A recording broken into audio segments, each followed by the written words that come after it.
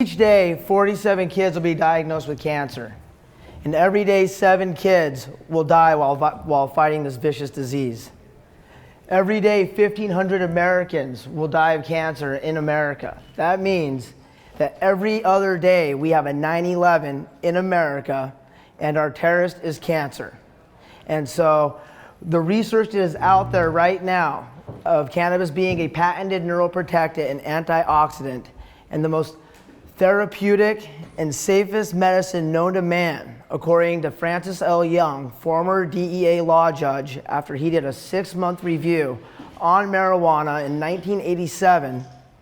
And after 6 months, he came up with a 60-page report that had doctors, it had scientists, it had everything that anyone needed to know.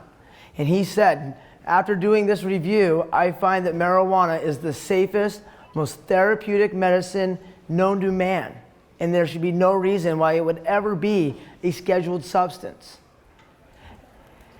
Right now, we can stop the death rates in America in pediatric cancer and adult cancer simply by getting them off of the nausea and pain drugs that are proven to be addictive, deadly, and toxic, and FDA approved. You don't need to go to 3 doctors and get recommendations and pay all types of fees to get chemotherapy or to give your kid Oxycontin or methadone or ketamine or Dilaudid. They'll just give it to them and they'll stop their heart with it and they'll resuscitate them and then they'll give them a little bit more. And they don't see the cycle and they don't want to stop it. If you ask a doctor, if you ask an oncologist, hey, have you heard about medical cannabis? They'll tell you, I can't talk to you about this because that's federally illegal. When you talk to a law enforcement, they say, hey, we have to enforce this. It's a scheduled substance. We have to enforce this law. We got to enforce it right now. And it doesn't matter if we have to break every amendment in the Constitution to enforce this act. We're going to do that. And that's unacceptable because every person that works for us, the people, takes an oath of office.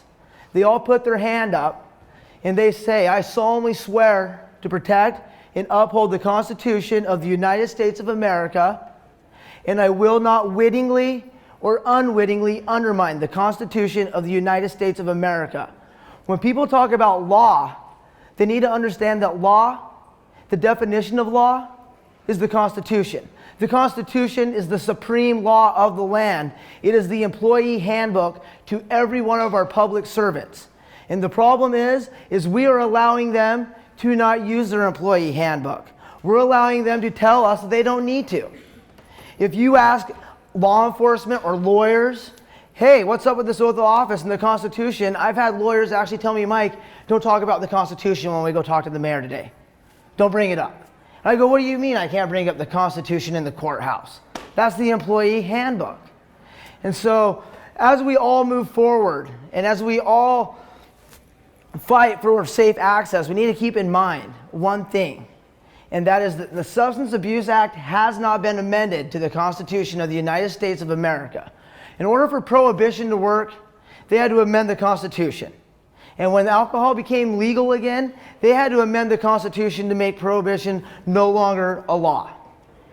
They haven't amended our Constitution for the Substance Abuse Act, which means we are all allowing our officials to wittingly undermine the Constitution. If you grab the Texas Constitution, every state has a Constitution, and it just reiterates what the main Constitution says. And that is the first section says that we are the law. We get to tell our government what we want, and that makes a free government. The second says that if we want to, we can abolish all of them, fire them tomorrow. We don't have to make medical marijuana laws. We need to make amendments to our constitutions that makes these officials accountable if they break their oath of office. What is the accountability to these officials that put their hand up and solemnly swear all the way down to the doctors that they made a Hippocratic oath to be a doctor, or at least they used to, and they all break it just by ignoring the facts that are out there. In Montana, we lost our access because we asked for it. So I'm coming down to Texas today to tell you, you don't need to ask for anything. It's time for everybody to demand safe access to cannabis and reclaim the green, sustainable industry from hemp that was stolen from all of us over 70 years ago. As we go home and we reach in our fridge and grab our food out, it's wrapped in plastics. We've been able to make 100% biodegradable plastic from hemp since 1938. I'm sure a lot of you have read the reports out of Emperor Wears No Clothes. You can go to Google and just type in billion-dollar crop and read the numbers that they were talking about in the 30s. And then look at all the trees, look at all of the rivers, look at all of the soils, and see that they've all been destroyed because this one plant has been kept from us. It's a way of monopolizing our industries in America. I'm from Montana. And in Montana, we had industry when I was a kid. It was a logging state. My dad had a diesel shop. I repaired diesel trucks as a young age. It's how our family survived. We lost our logging industry, and I thought it was a bad thing because it's what so many families depended on. It fed all of my friends' families, and it bought all of their families' houses. And when we lost it, Montana went under. I look back on that now, and I see that logging was a bad industry because it's unsustainable. But all those families could have been growing hemp or harvesting hemp and been in the hemp industry. There's over 80,000 products we can make right now. And I'm not going to stop fighting for safe access until I have a hemp iPod. And I'm wearing hemp shirts. And families don't have to go on the run and hide and worry about their kids being taken from them and worry about their healthy kids not having parents because the sick kid needed help. That's unacceptable. So I really appreciate your guys' time today. I really appreciate you guys watching this film. One of the biggest questions is, Mike, what can we do? How do we stop this? You stop this by holding your officials accountable. You stop all of this right now by writing that letter.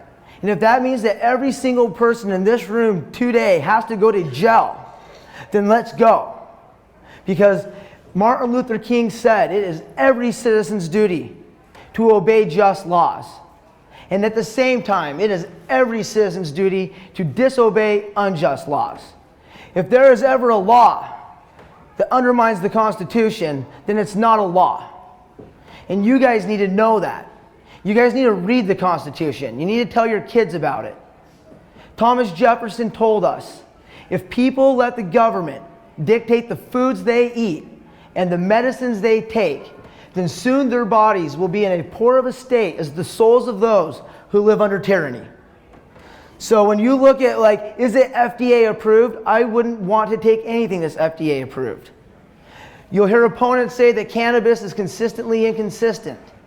And I will rebuke that and say cannabis can be consistently consistent if given the opportunity for a free market to actually do phenotype isolation and actually have mother plants and not run by numbers and not run by any type of regulation, because you can't regulate something that grows from the ground. People say, well, hey, if you legalize cannabis for us, we'll let you guys regulate it. The same people that can't regulate it. The only way that they can try to regulate it is by making us criminals. And that's what we're saying is, hey, we don't want to be criminals. And if the only way for you guys to regulate this is by making us criminals, and you felt that obviously the war on drugs has failed, including the Global Commission on Drug Policy, you guys failed your job, you failed the Constitution, and you're still standing here with a militarized police force ready to kick doors down in the name of this act. In Montana, we have a wolf epidemic. Wolves are protected under the Endangered Species Act. That means 10 years ago, if I went out into Yellowstone National Park and shot a wolf, I would go to federal prison. Well, the Fish and Game, they came in 1995, and they started planting experimental populations of wolves all over the state. If you read the act, it says that you're not allowed to plant experimental populations anywhere where they can breed back with the native population.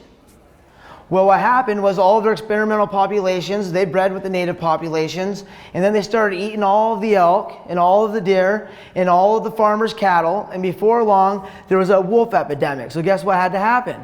We had to start hunting wolves. Well, that's federally illegal. Federal Judge Malloy in Missoula, Montana ruled in the ruling of the Wolves that it is perfectly fine to break state and federal law as long as you do not break the Constitution of the United States of America.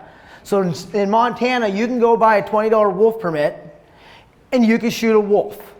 No big deal. But if you have a medical marijuana card in your wallet, they can arrest you. Montana is one of the first states where legislature and law enforcement came in and actually repealed a voter initiative. It's unheard of. It's one of the most craziest things ever that you could tell the people that you work for that, hey, you guys didn't know what you were voting for. We weren't thinking that you guys were going to have dispensaries. We thought that a magic weed fairy was going to show up and give cancer patients cannabis in the dark. That way no one had to see it. And so as we lost our industry in Montana, it became apparent to me that in order for all of us, whether you're in Idaho or New York City, to have safe access, that we can't legalize medical cannabis. We have to demand safe access to cannabis and hemp. And there's no in between. And so I look forward to see what you guys do here in Texas. I look forward to coming back down here and helping with you guys do a few things. In Montana, what I'm working on is a constitutional amendment to our state constitution, because in Colorado, that's how they've held all their weight, is they didn't make a law and they didn't make an initiative. Those take too long. And you can do an amendment to your state constitution simply by finding the part in your constitution that you want to amend. You amend it, you underline it, you send it to the Secretary of State. They have to go over it for constitutionality. And then they have to send it back. You have to approve what they approved. You send it back to the Attorney General, and within 30 days, they have to approve it, and they have to let it go to the ballot. So what I've done is I've made it in our Section 3 of our Constitution under our inalienable rights. I've added that we have the inalienable right to natural foods, medicines, waters, and soils. Because if we can't give our kids natural food, natural medicine, natural waters, and natural soils, then we've failed them as parents, and we've failed our communities, and there's no way that this can continue in the rhythm that it's going. So once we get off the subject of weed, because if weed was legal tomorrow, we still have a huge epidemic of GMO'd foods, poisoned soils and waters, and bad industry. And cancer is diet and environmentally related. So as we feed our children Tylenol, McDonald's, or any other substance out there that we consume on a day-to-day basis, we need to ask ourselves, what am I giving myself? What am I giving my children? And what am I doing to my environment? And the answer isn't going to be good. So I encourage all of you to look at what you're eating, look at what you're drinking, and remind your elected officials that they work for you. They're your public servant. And they'll do what we tell them to do. I'm Mike Hyde, and I appreciate your time. Thank you.